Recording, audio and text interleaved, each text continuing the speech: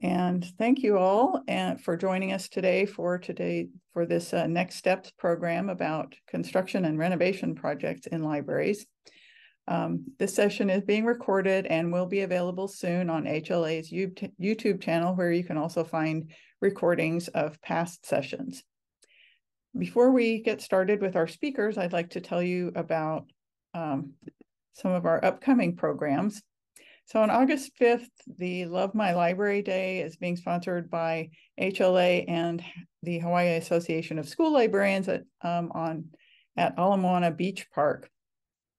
And so I hope that some of you will be able to join us there. There was an announcement sent out on the HLA listserv about that.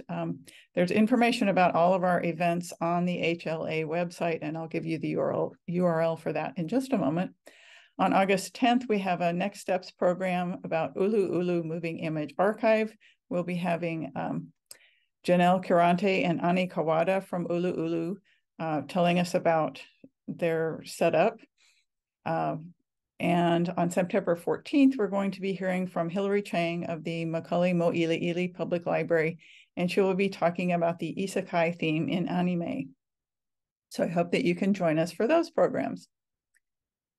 The Next Steps Committee it consists of myself, Kimo Nichols, and Lynette Taruya, who are here with us today, and Jessica Hogan is also a member who is not able to be with us today. And we come up with ideas for professional development events to share with you. But if you have ideas for sessions that you would like to see, or if you would like to be a presenter, we invite you to contact us and let us know what you have in mind. You can look at all of our events and contact us through the Hawaii Library Association website through the URL listed below, which is www.hawaiilibraryassociation.org. Now I would like to introduce our speakers, and thank you all so much for being willing to be our panelists today. Sara Kamibayashi has been the branch manager at the Naʻalehu Public Library since 2013, and she received her MLIS from Florida State University. Mitch Joseph has been the interim library director at the James and Abigail Campbell Library at UH West Oʻahu since 2015, and she received her MLIS from UH Mānoa Library and Information Science Program. Wayde Oshiro is the interim Learning Commons and Library Coordinator at Leeward Community College, where he provides leadership for library and tutoring services. He has over 20 years of experience in academic librarianship with positions in public services, reference instruction, and management. Wayde has been an advocate and leader for open educational resources at UH community colleges since 2014. And he serves on a number of boards and committees related to open educational resources. And he received his MLIS from UHM. And so now I'm going to stop sharing my screen and turn it over to Mitch. To Sara. Sara, please take it away. Thank you. Hi, thank you so much. I'm honored to be talking to everybody. I do have some slides to share, so let me see if I can share my screen.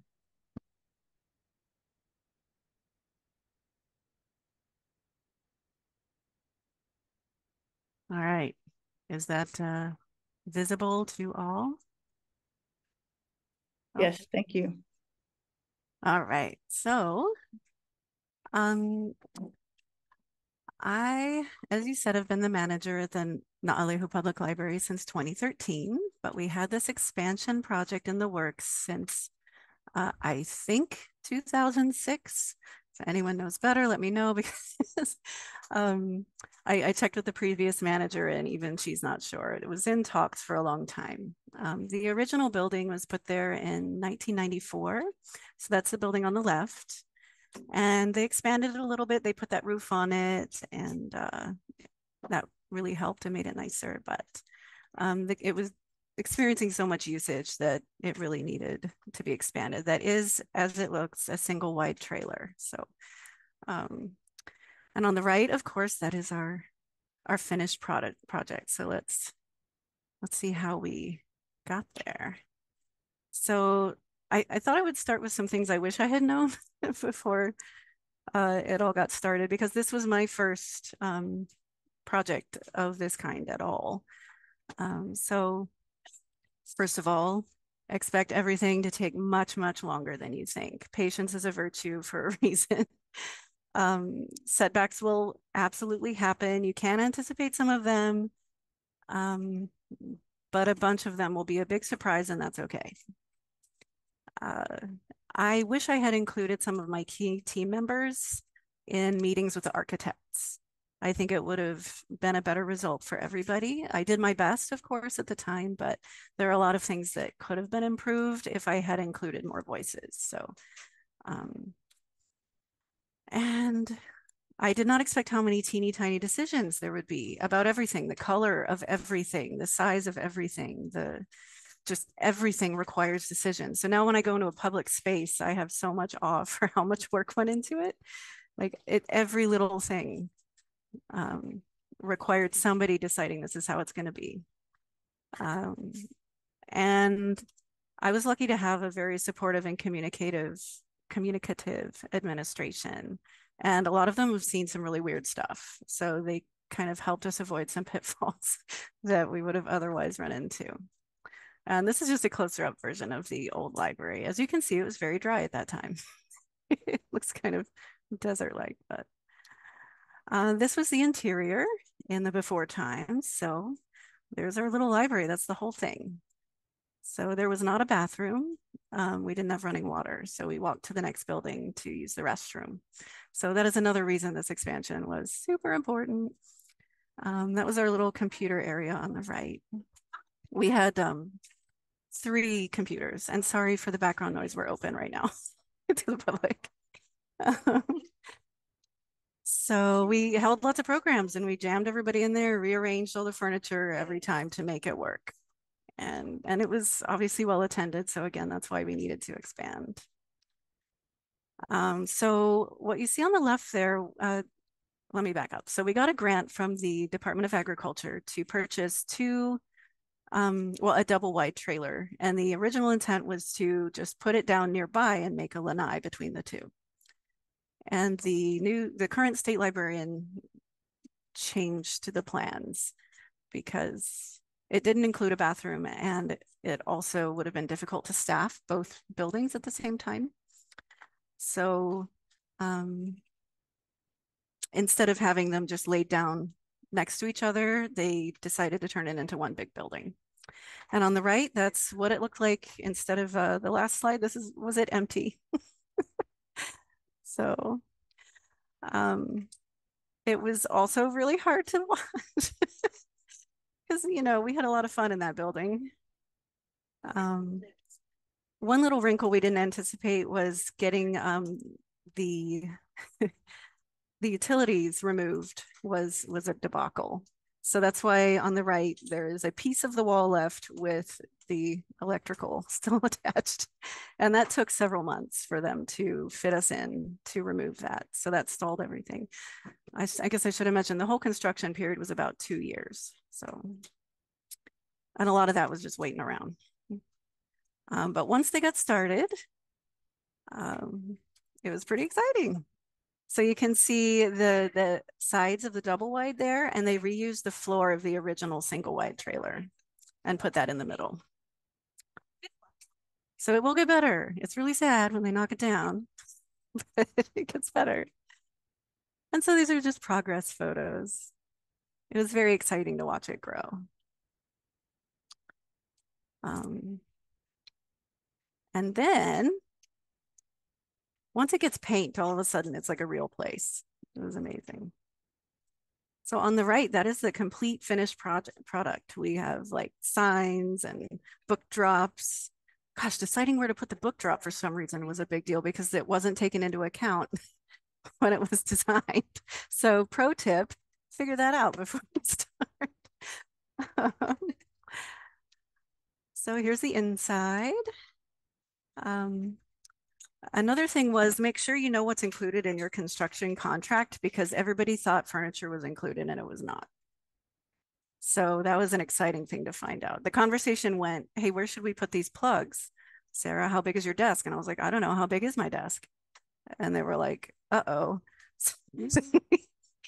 we would have had, I guess, a yoga studio otherwise. So anyway, this is how it turned out. We have an actual kids section. I don't know if you remember, but the little red thing there was the entire kids section basically before. It was the size of the kids section. So here's our team, and it really did make the dream work. And I don't know, I have a couple more things to share if we have time, just background Yeah, stuff. go ahead. Okay. So this is the like very, very simplified version of the plan. So we have a staff room. We used to have a closet. So this is exciting for us, and a bathroom. This was it when it was empty and beautiful. And we even have like natural light now. So it's lovely. Also moving in was a thing that I did not imagine properly. So, that was a deal. We had all of these things stored at Hilo. So if Melissa is here, thank you, Melissa. And in the meantime, they let us set up a little temporary branch. So these are photos of that. This was in an old courtroom in a building next door. So that was the whole thing. So we went from a tiny library to an extremely tiny library. But we managed to get a little kids room in there. And we shared the space with the county. So on certain days of the month, we had to move out onto the lanai and do everything out there. So everything was mobile. I think that was it. I don't know if anybody has questions, or I hope that was helpful. We'll go back to the beginning. Thank you so much, Sara. That was a really great introduction to, many of us have huge libraries, so it's really interesting to see your little tiny library and how utterly minuscule it was before you managed to expand it, and to even think about a library not having water at all. It's just... They warned me in the interview. Yeah. I'd like to save our questions for the end, so that if there are questions that people want to direct at all three panelists, we can cover those then. So let's move on to Mitch. And then if you have questions, you can put them in the chat or just hold them until the end. Thanks. Okay, hi. Can everybody see my screen? Yes. Okay, so yeah, this is our building at Kapolei from the outside, looking into our building from the Great Lawn. But I wanted to kind of go back and share our humble beginnings as well. So we started out, as everybody knows, we were in a corner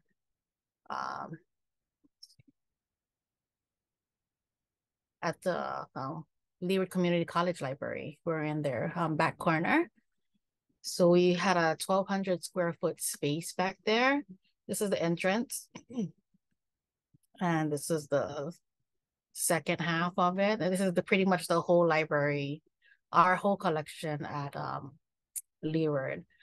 So you can't see a lot of the books couldn't fit on the shelves at this point, and they were kind of stacked on the side, and we had some books in storage. In 2012, we went to our new location in Kapolei. It was designed by John Hara and Associates. So we went from 12,000 square feet to 60,000 square foot. And it was a building that was supposed to be like this new sustainable building, and we got a lot of awards for it. So if anybody visited our building before, you see that we use a lot of natural light for our building. We also got officially named the James and Abigail Campbell Library, our sponsors for the whole entire campus property.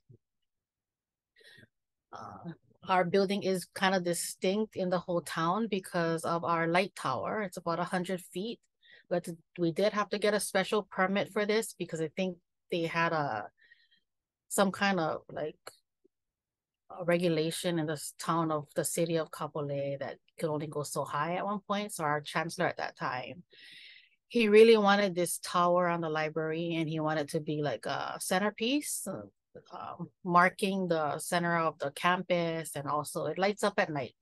So I put that picture in there as well. Yeah, we have a layout too. So really quick, this is our first floor.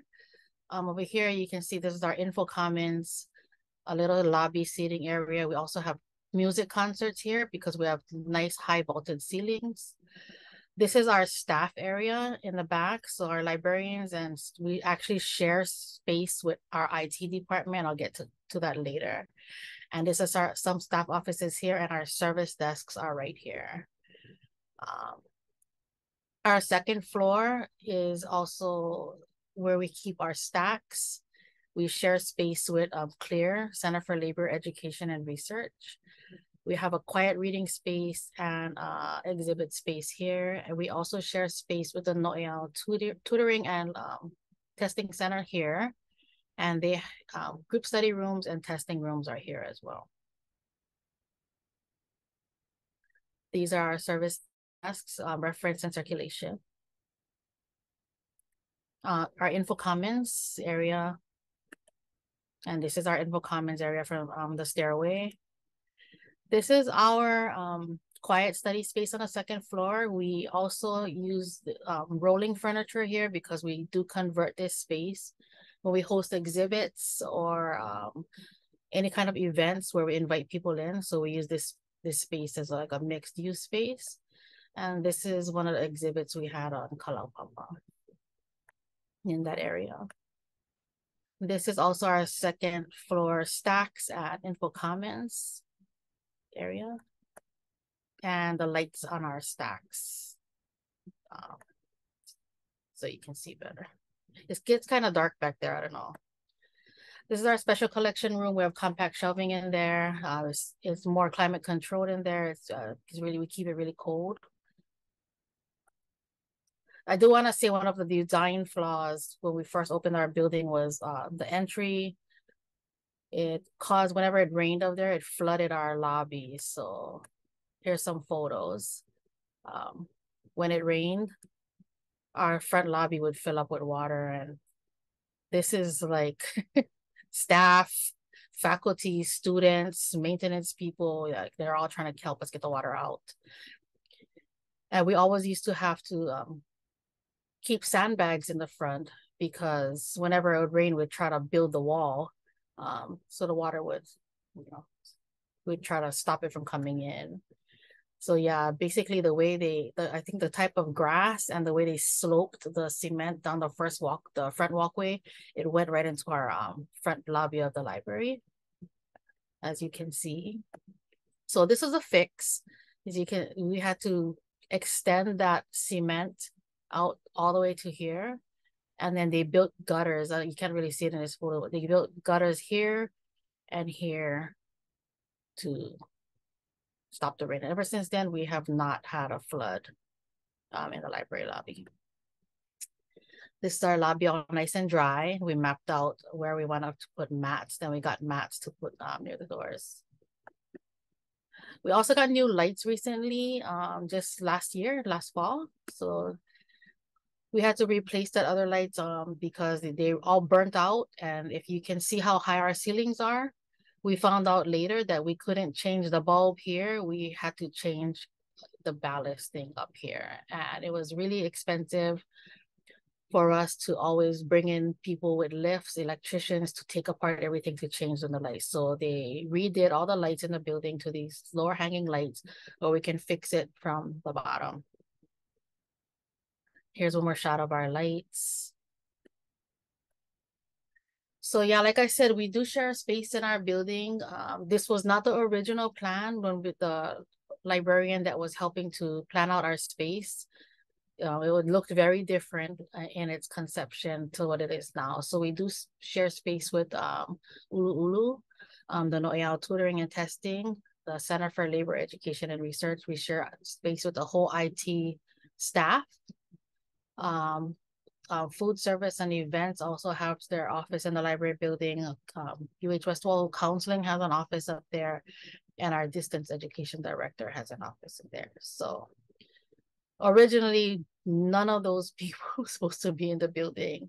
It was all for the library, but we just make do. So this is let's put some pictures in of the Ulu'ulu space. This is the tutoring space.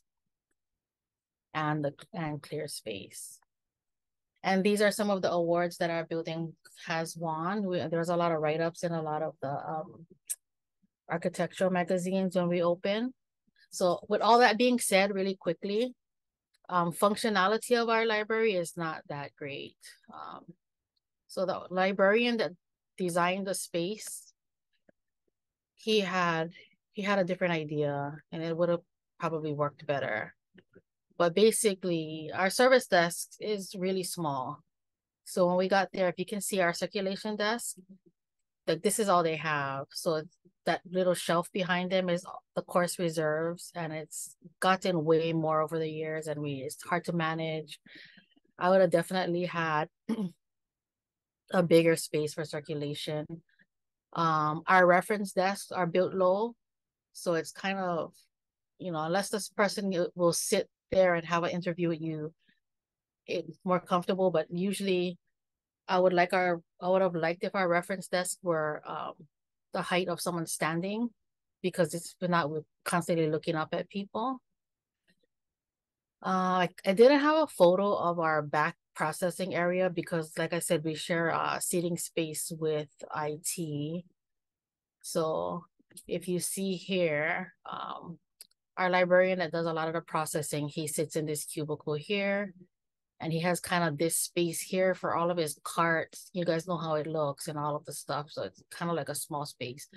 These other staff desks are IT is using all these around, and the librarians are using these. So our processing space is super small as well. But those are some of my gripes, but yeah, that's what I have now. Thank you.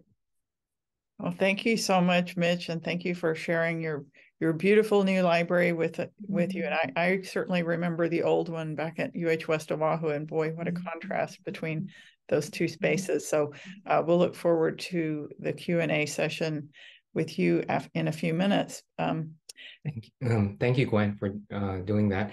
And I'm going to share in the chat a short link to the my presentation. So in case I won't be able to cover everything in detail, in case you get bored, you can skip ahead as I talk. So I'm going to be talking about the difference between what Mitch and Sara spoke about and what I'm going to be speaking about is what I'll be sharing is our design process, because we are currently in the middle of that. So it's less about what the outcome will be at the end of this project, but our experience to date for a redesign. Well, I can kind of get started, and I think I see people in the presentation already. So if you could just maybe follow along until we are able to resolve that, I can. We don't need to. We can continue. I can get started. So again, I'll be talking about our design process thus far, and again, we're kind of in the midst of that. If you go on to slide 3. There's a photo of our Learning Commons building. So this is the building that houses the library. And so it's a 3-story building built circa 1968, 1969. The first floor houses academic service units outside, not the library. So our instructional designers, our Center for Teaching and Learning, our IT help desk, etc. The second floor, which is actually the main floor, if you're familiar with our building, you don't enter it from this side. This is the back of the building. The front side, you would enter on the second level. And on that second level, you'll find the library, an open computer lab area, tutoring services, as well as a cafe. On the third floor, you'll find our collections, offices, and study areas. In 2012, there was a renovation of the first and second floor interiors. And that's when the building itself was renamed from the library building to the Learning Commons building. And the second floor was designated a Learning Commons. So that was where now we have tutoring services. Disability services took over some space, but they're their entrance is outside of the main Learning Commons space, but the concept of the remodel was to create a Learning Commons. And in 2021, the exterior of the third floor, there was some concrete spalling, and so there were exterior repairs. Next slide. And so this is the current conditions on the third floor. So this space has not been renovated at all since the building was first built over 50 years ago. Next slide. And so I wanted to share some improvements to date because when I first became head librarian back in 2014, I think, at that time I had heard that there was the third floor renovation was on a list of projects, but there was no clear timeline for when that was going to happen. I had no clue whatsoever. I've always been really, one of my priorities has always been to improve the learning spaces for students. And so despite not having a complete renovation or knowing when a renovation was going to occur, you know, these are some of the things that we've done to kind of improve the spaces. And so one of the things we did was we started to reduce the stack footprint. And so what this allowed us to do was activate more spaces for student uses. And so in the photos to the left of this slide, you'll see some study spaces. All of these spaces originally housed shelving. And so the idea was to activate spaces for student use. And, you know, this kind of tied in with increasing use and reliance on electronic resources and circulation, you know, falling demand in actual circulating collections. In 2022, I had the opportunity to get funding. This was her funding for new furniture, as well as new mobile shelving. And so what you see here in these slides are photos of the less than year-old furniture that we were able to acquire in this period. And one question that people ask is, why did you get new furniture before a renovation? And it's like, I didn't know we were going to get a renovation, and I had access to funding. And so I went after the funding and got the furniture, right? So it's a little backwards, but it is what it is, right? And the other thing that we did over the course of the year, as we downsized the collections, even then within the past year preparing for the actual renovation, is I decided to convert our collection to RFID. So it's not directly related to the renovation, but it's been a big project for our library during this recent period. Next slide. And so these are just some additional photos of the our existing space with the new furniture and shelving. So it really did help to improve the look and feel of the space. We've gotten a lot of positive compliments about the new furniture and, you know, and the openness. And Mitch had mentioned that one of the goals of the UH West Oʻahu Library was to have more daylighting, outside lighting. Our library is very poor in daylighting. We have very small windows. And so part of the effort to reduce the stack footprint was to provide more direct, open up the floor to more lighting from the few windows that we have. Next slide. And so our project is it's a capital improvement project, and it's to renovate and modernize the third floor, which includes replacing the roof, replacing exterior windows, reconfiguring all of the interior spaces, installing fire protection on 2 floors, and then renovating restrooms on 2 floors. Next slide. So the budgeted amount is here. Third floor, about $4 million. The re-roofing, just under $1 million. These were initially 2 separate projects that were actually combined into one single project.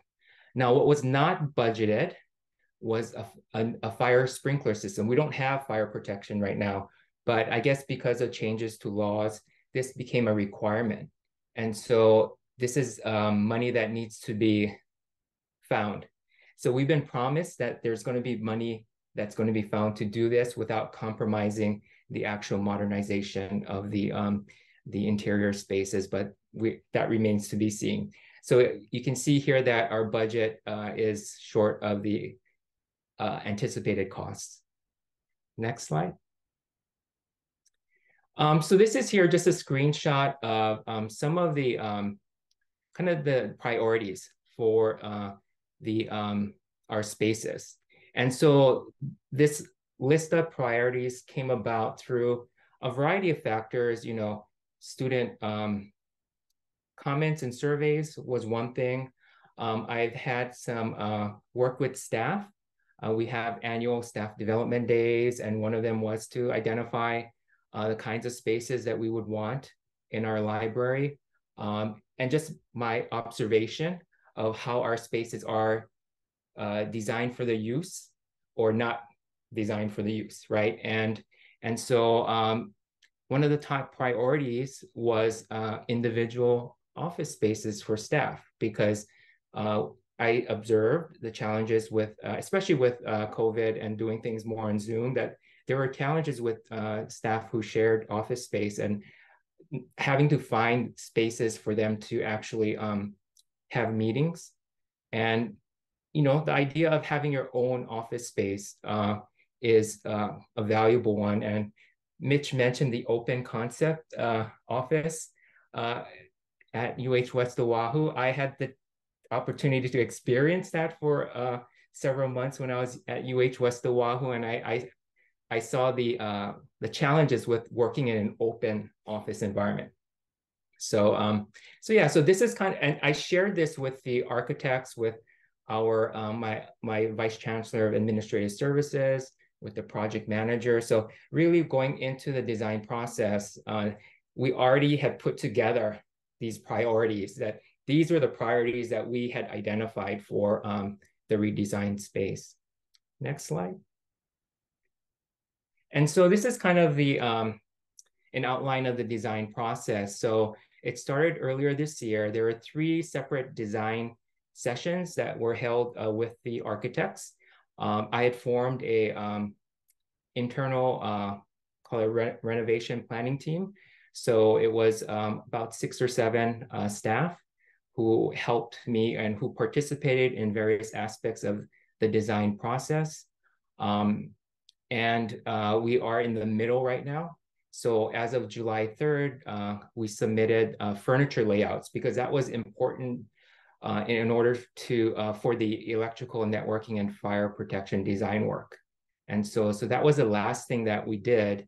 The next phase will probably be working with the interior designer to identify finishes and some fixtures. And then later in the fall, we'll have 100% final design, hopefully by November. And then it goes out to bid by the end of the year, fingers crossed.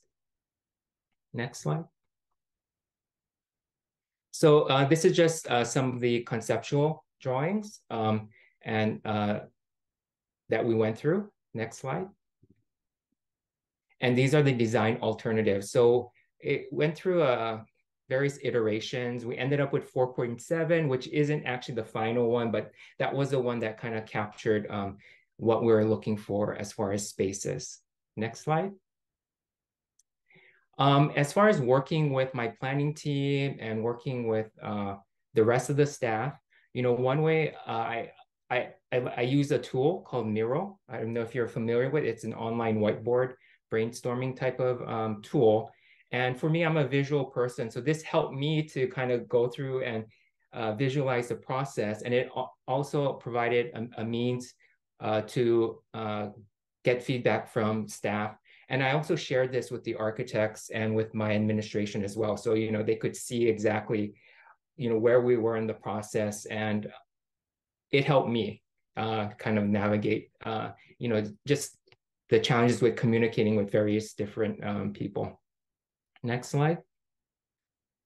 And so what you have here is our furniture layout. So this is what we submitted on July 3rd. One of the challenges with this is that we wanted to design spaces, right? But we had furniture that we had to fit into these spaces. And so, you know, there was this kind of tension between getting the spaces that we wanted, but also fitting the existing furniture that we have. And we actually ended up with more furniture than could fit in if this were the actual renovated space. So we're probably going to relocate some of our furniture down to the second floor where we can refresh the furniture there. But you can see here, one of the important things that we decided we wanted that we didn't have was a consolidated Hawaii Pacific collection room. So that's on the bottom left of the slide. And then we have individual staff offices to the north, the upper portion of the slide. We also have added group study rooms, which we don't have on this floor. So we're expanding the amount of group study spaces that are available. And then the stacks relocated from the bottom of the slide to the top of the slide there. Next slide.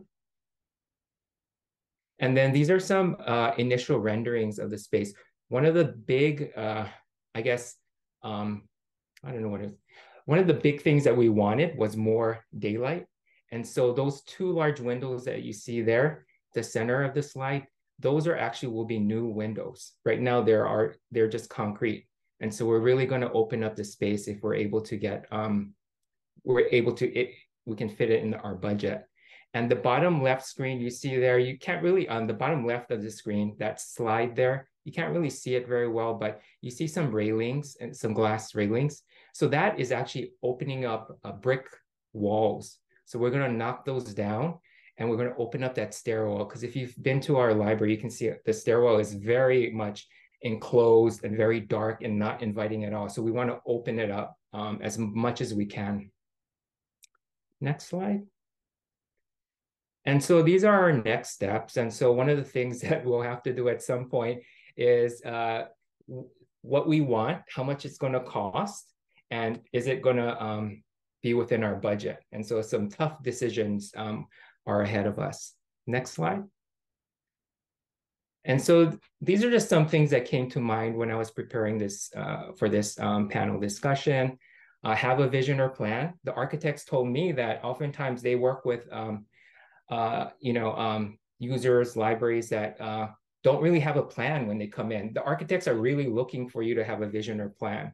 And so they really appreciated the fact that we did have, some vision of what we wanted. I talked about identifying priorities. I formed a planning team to help with this process. We did visit a number of other libraries as we're going through this process. Just ensure you consider all stakeholder needs, including students, but also the people that are at your institution that will be in charge of IT, AV. We had a meeting where they all came together and they provided really good feedback for us as we went through the design.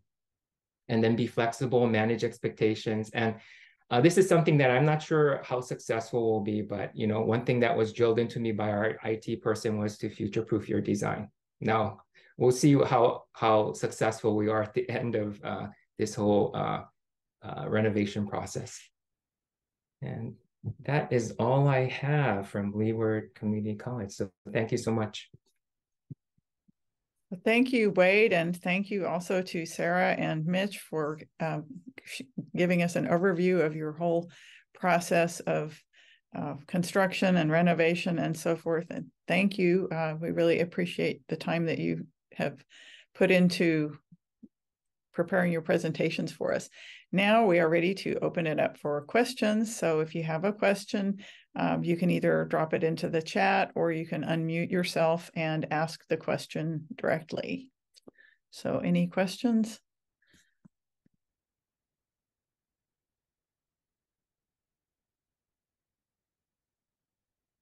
Okay, well, while people are thinking about questions, I thought up a couple to get us started. Do any of you want to say something about community reactions that you received to your newly constructed / renovated space? Sure.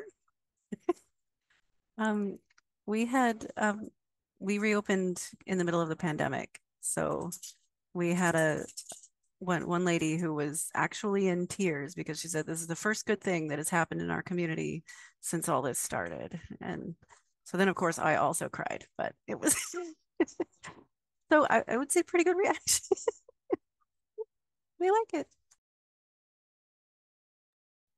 When we first opened our library, we had our grand opening. A few people didn't like our building. They said it looked like a barn. It was because of the plainness of it and the eco-friendliness of it. It wasn't fancy enough for them. But most people, they really like our building, especially because of the light, and the comfortable seating, and the big tables that you guys seen in our info comments. I think our chancellor back then, our chancellor actually picked out all of our furniture for our building, so we didn't have a choice. But he was really inspired by Borders books and the Apple Store. So those big desks, the students do like that because they get to lay out all their stuff on it. Yeah.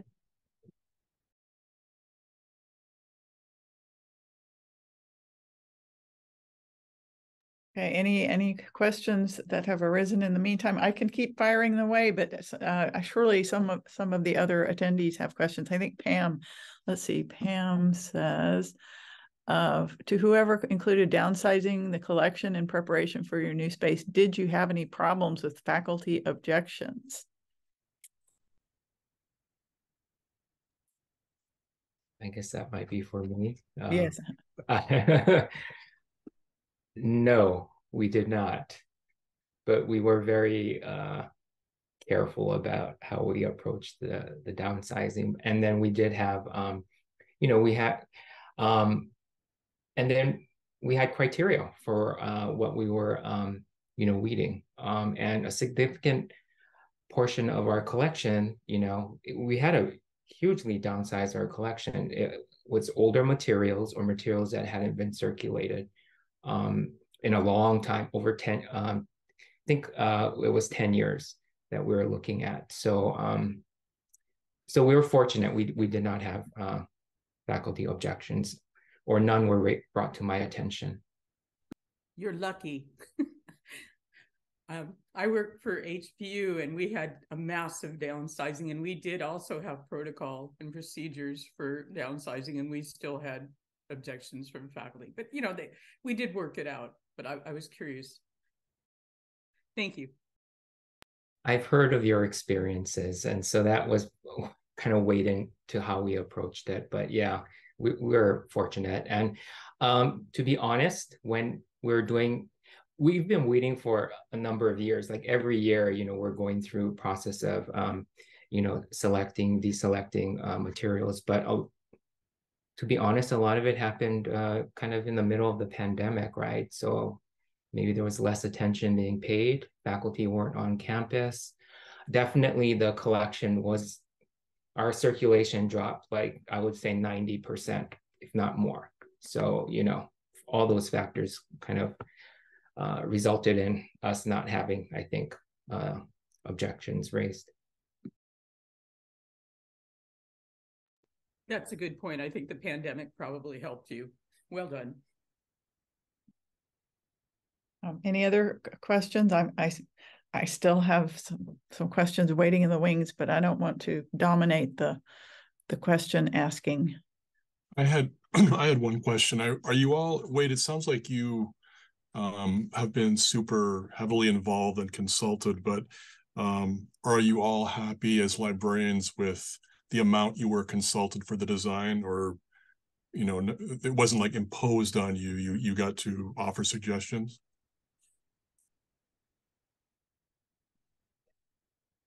I would say at this point, we've been driving the design process. We have administrators involved in some of the design sessions. I think what helped is having a vision, knowing what we want, and being very advocating for what our needs are. I think I feel that we know our students better than they do in terms of how they interact with library spaces.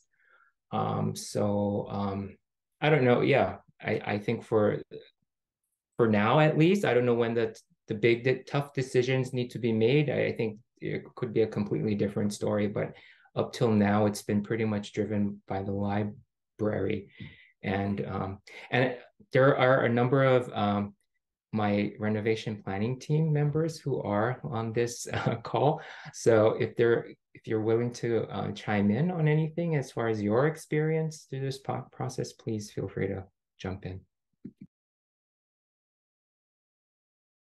This is Jean. Thank you, everyone. It's very interesting. I have two questions for Wayde.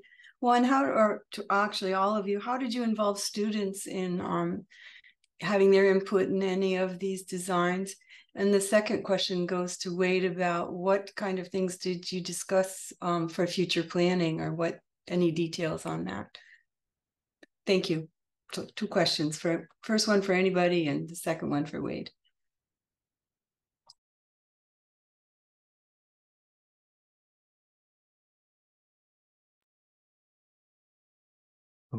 I can jump in. As far as student input, I mentioned that, we've collected input through our annual student survey. So that's partly how we understand what the students' needs are. We also have a representative from ASUH Leeward, who has been invited to participate in the design sessions. So they've provided some input as well. And during some of our staff development days, one of the last ones we had last year, I think a year ago, we expanded it to include our student workers, so from the library as well as tutoring services. And one of the things we wanted to do is we were trying to envision what a Hawaiian place of learning would look like. And so through that process, we're able to solicit some really valuable feedback from the students. So those are some of the ways we've invited students to be involved in the process. I think that Brian's question in the chat is kind of similar to what Jean was asking. Sara, did you have any involvement with any public input, or was it mostly a top-down design in your case? I think because we were so constrained by the grant that we got for the buildings and the size of everything and the amount of money, we didn't have a whole lot of wiggle room, but we tried to take into account what people wanted, things like indoor plumbing. So, and a flexible space. So as someone else mentioned, everything in their space is on wheels, so is ours. So we can rearrange for programming and everything. But I mean, people wanted a pool and various other things I unfortunately could not provide. So we did our best. I think, Jean, did you mention future proofing? Yeah, what kind of things were on your mind, or your IT folks, or anybody, in terms of what would you think about for future? So a lot of it came from my IT people and their experience with construction projects and what happens when you don't future-proof. And so you create the space according to, the furniture that you have without thinking about, could this change in the future? And so there was some of that, where placement of simple things like where are you going to place electrical outlets, where are you going to place data, jacks, that sort of thing. I think that's kind of the future proofing we're talking about. Definitely flexibility. It was something that is important, right? But the one thing that also presented a challenge in our case, as far as designing for the furniture, is that the furniture that we purchased, a lot of it was intended for placement alongside the perimeter of the floor. And if you recall 4.7, you'll see that we actually we're creating windows, first off, on one major section of what is now wall. And then on the northern side, we're putting offices as well as group study rooms. So there's that space that furniture used to be located. We needed to figure out where we're going to put the furniture. And so I think we've landed on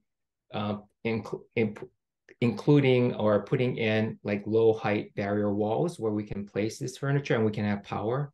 But then that goes against future proofing because you're putting in walls that are, kind of permanent. So it's kind of balancing it out. And yeah, it's not, I already know that is not what you would do if you wanted to future proof the space and make it flexible, but that's what we have to work with. Mm. Thank you. I was kind of thinking in terms that also in that, through COVID, we all transitioned, especially here at Mānoa, with students with their laptops. So what they're looking for is outlets and a flat surface and air conditioning. And, and so in 5 years from now or 10 years, we probably won't have the computer banks that we have. And what will we have? Holograms they may be looking for a clean white wall to do a hologram off of their Apple Watch and type from the wall. I don't know, but I was thinking of future proofing 10 years down the line from now. The furniture, if you recall, and if you look at the slide, a lot of the furniture is individual furniture with, kind of cubicle type. And that was clearly driven by the pandemic and the needs that we're seeing, concerns that we're seeing, right? Or students had. So whether or not that's going to be what we're looking for in 5 or 10 years, it's an open question. But, this was her funding. So I had to get it approved. And so that's how I got it approved. So yeah. Who knows? Yeah, I can't read the future. It's hard to read the future. I'm hoping that this furniture and the redesign will be future proof to some extent. Yeah. I'll just jump in one more time and then I'll turn it back over. And I guess it's almost time. If you are thinking about a redesign or whatever, there is a conference and it's really was helpful last year. And I think I'm going to go again this year. Sponsored is Redesigning Libraries for the 21st Century.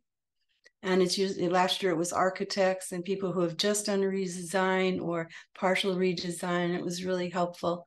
And if you have anything you want me to look for, if I go this year, I'd be happy to act as your agent there. So Redesigning Libraries for the 21st Century. And there's also a book, and I think it's online. And we don't know if we share it or not, but go in our catalog and see. So, yeah, thanks, Jean.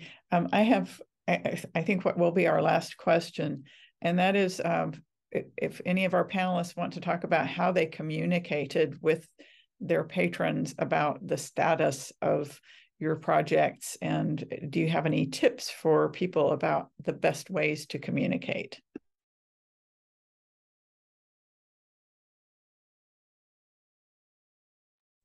I advise not to be too specific about anything. Don't give anyone a date. Don't even give them a vague time frame because they will not forget that. And then when that day comes and goes, you have a problem. I learned that the hard way, so don't do that.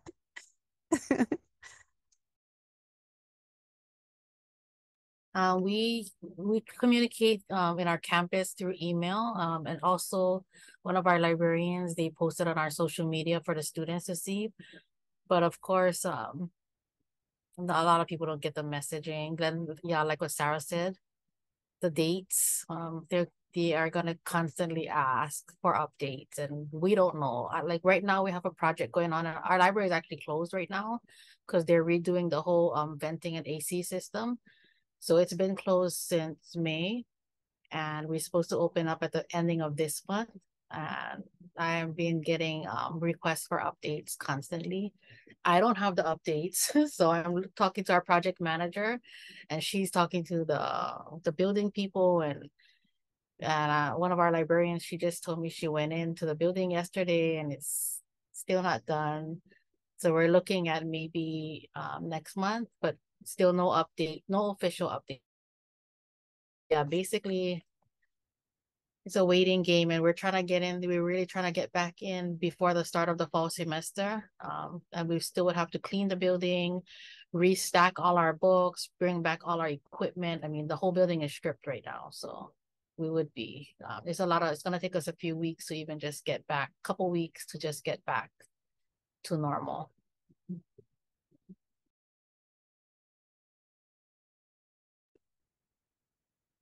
Okay, well, we're just about at time, so thank you all very much for attending, and thanks especially to our three panelists, Sara, Mitch, and Wayde. We really appreciate your participation in today's panel. Please join us again for another Next Steps presentation, and we look forward to seeing you then. So mahalo and ahui ho.